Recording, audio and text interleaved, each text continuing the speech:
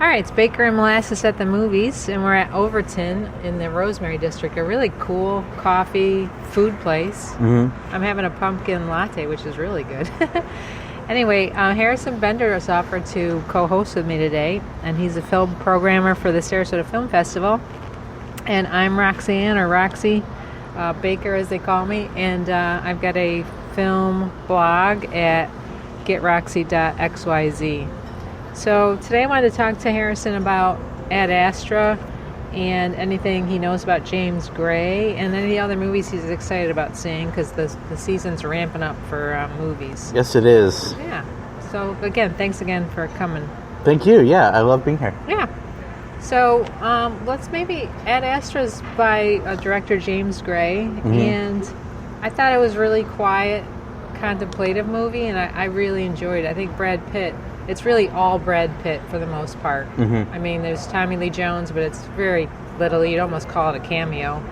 And same with Donald Sutherland.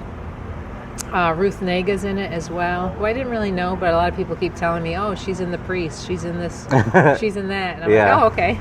But she had a really tiny role. Mm-hmm. So I really enjoyed the film. From what I've listened to on other podcasts, some people were disappointed that the minor characters didn't play a larger role. Mm-hmm. But it was really the story of a father-son relationship, with Brad not really knowing his father, but then slowly realizing who his father was. So I really enjoyed it. I thought he did a great job. I mean, it takes a lot of contemplation or like depth to be able to play someone the role that he plays. Sort of this conflicted, those emotional states are tough to act out sometimes without overacting. And he did a great job. Definitely. How would you feel that?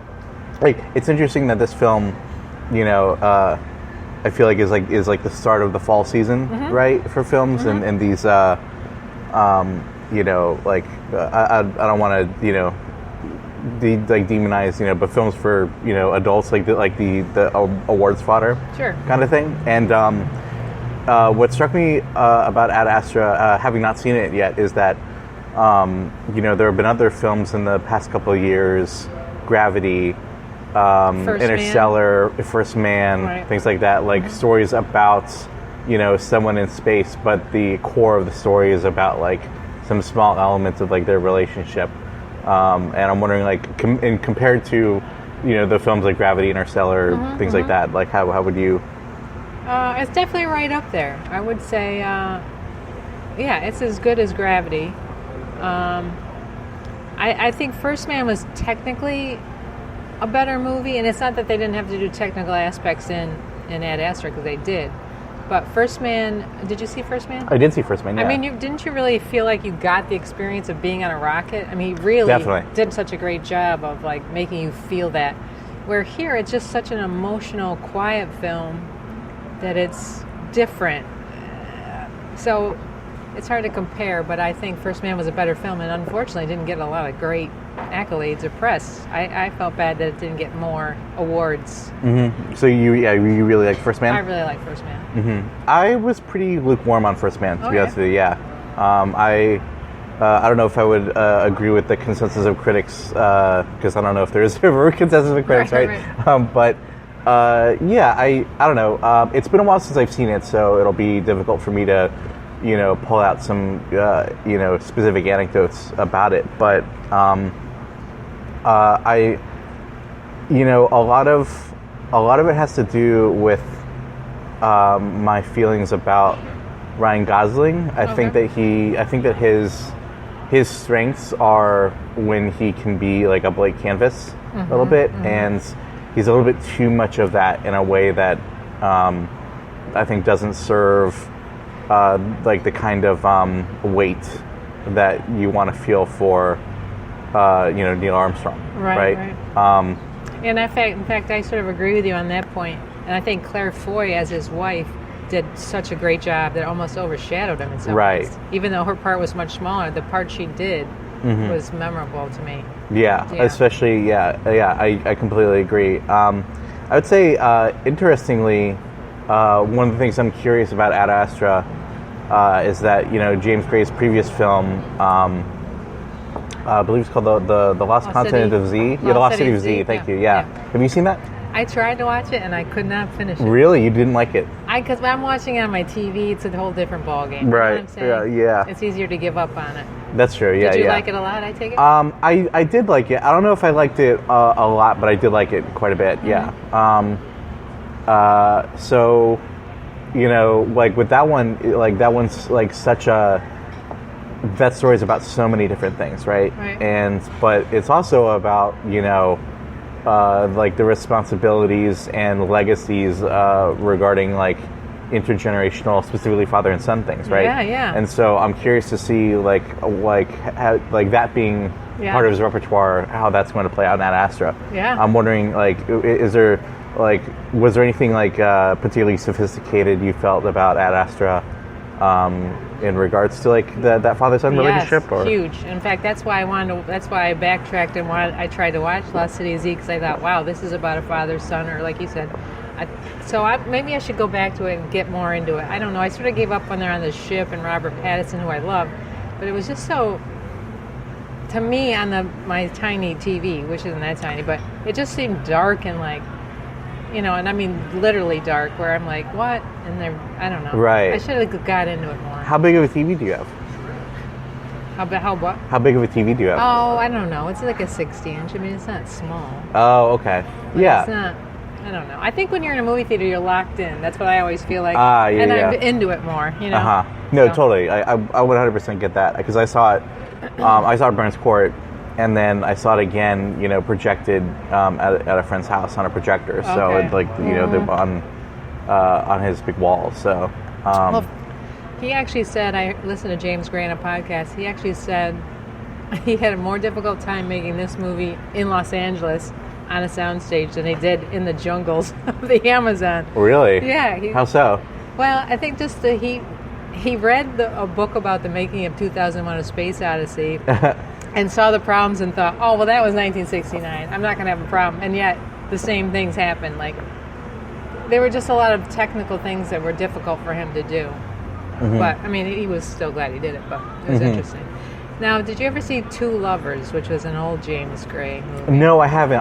So that's really something, good. James Gray is actually a little bit of a blind spot for me. And that's something that I've been trying to, over the summer. One of the reasons why I haven't seen Ad Astra, actually, is because I've been trying to pick blind spots, because I know that I'm going to accelerate full force into the fall season a bit, so like I'm just gonna, you know, one after the other, but over the summer I had been you know, trying to fill in some of the gaps like from the previous year, and then also in general. So James Gray is one that I'm trying to fill in the gaps in, but is, you know, part of the list of of, you know, people, right? Totally different film, but Joaquin Phoenix was great in it, and Gwyneth Paltrow, who gets misaligned sometimes because she says kooky things, but she was really great in this too.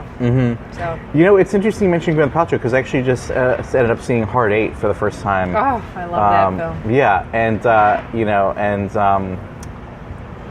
you know, she is like her contemporary work, like at least like in the last like couple of years, has really only been you know, the Iron Man films, right? Because she's been working on like other things, but and it's funny because I think we live in a world now where, like, you know, the half-life of information that we get is, you know, half a second, right? So I'm thinking like, oh yeah, Gwyneth Paltrow does play like different, you know, like characters. She has depth. She like, well, like I knew she had depth, but like you forget, you know, if you haven't been in the game for a little bit, you know, it's funny to imagine, you know, Warren Beatty's still alive, and I think you know, he made him a film a couple years ago, you know, like, I don't know, I think that's probably a bad example, but a reminder that, you know, if they haven't like worked for 2 years, you know, that it can be somewhat startling for even, you know, the most seasoned of us sometimes. Wasn't Hard 8 great? I mean, John C. Reilly was like off the charts. It was I thought it was really interesting. Like it was such a film that you get to see the potential of how great Paul Thomas Anderson would be, you know. Oh yeah. It's very, you know, like you can tell like the kind of like patience and sophistication, you know, that's in a lot of like his work, and I was really taken by that. I think it's not as bold as like some other debuts from filmmakers. I think that we, you know, that are allotted, but it's a really strong one for sure. Yeah. Now, okay, so if you know how they have on websites, if you like such and such, you'll like this. Right. Well, I think you almost have to like Terrence Malick to like Ad Astra. So I don't know. Are you a Terrence Malick I fan? am. I'm actually a big Terrence Malick fan. Okay, so I think you're gonna love Ad Astra because it is super quiet.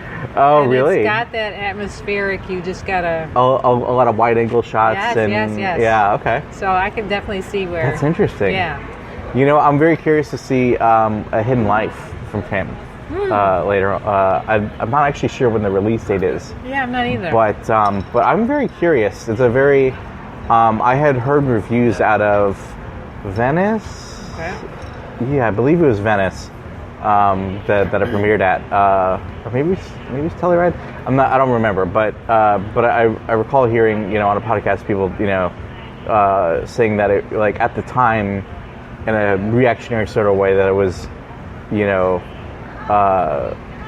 reprehensible might be too strong of a word to, you know, bring like anecdote about, but they were disappointed, I think, in the lack of in his unnuanced timing of the subject matter of the film, given the state of like our country right now. And they were deliberately vague about it because the film is not coming out for a long time. They don't want to, you know, go into too much detail about it. But it was a pretty strong reaction, you know, from people who, you know, who usually don't respond so intensely. I think critics have a tendency, like at these festivals, to say that the movie's the best or the worst, or you know, you know. Tour de force and all the cliches, right? of you know, because they're at the festival, and you know, it's all excited, right? You know, and so like I think things get a little, you know, but I was listening to people who tend not to do that, and they had a pretty strong, complicated reaction to the film, and that makes me super intrigued to see it, because that's not something that I feel like his work, you know, like at least in the popular mindset, kind of tackles, right? I think if you're a Terrence Malick diehard, you probably could find some instances of those levels of criticism, but not really from the outset in like a popular cultural, or about popular criticism. I didn't see his most recent. Like, was that the Christian Bale? There were a lot of big stars. A Night of Cups, I think. Yeah, I didn't see it. Did you? I didn't see it, but I saw every other film that he's done. I need to catch up. I with love Tree of Life. I thought that was profound. Yeah, I would love Tree of Life. My favorite of his, I think, is probably Badlands. I don't think I've seen that. Badlands is with Sissy Spacek and Martin Sheen, and it was the first film he did. I have seen it. Oh, okay. It was great. Yeah. That's fantastic. Yeah, I mean, it's hard to pick a favorite, especially when, you know, because like I feel like his trajectory is so. I know. I feel like that is such a. That's a long time ago, right? Well, yeah, and it's also like a pretty like interesting trajectory, right? Because like he's sort of at the time, you know, like I would think that you'd have to kind of lump him in a little bit with the up and coming like new American wave directors of the 70s, right? Because he makes Badlands in 73, and then, you know, I think what's the one with Richard Gere that I'm forgetting now? In 75. Shoot, it's so good. Oh, it's oh, this is bad. Looking for Mr. Goodbar? No, that wasn't him. Shoot. Oh no. Anyway, but you know what film I'm talking about.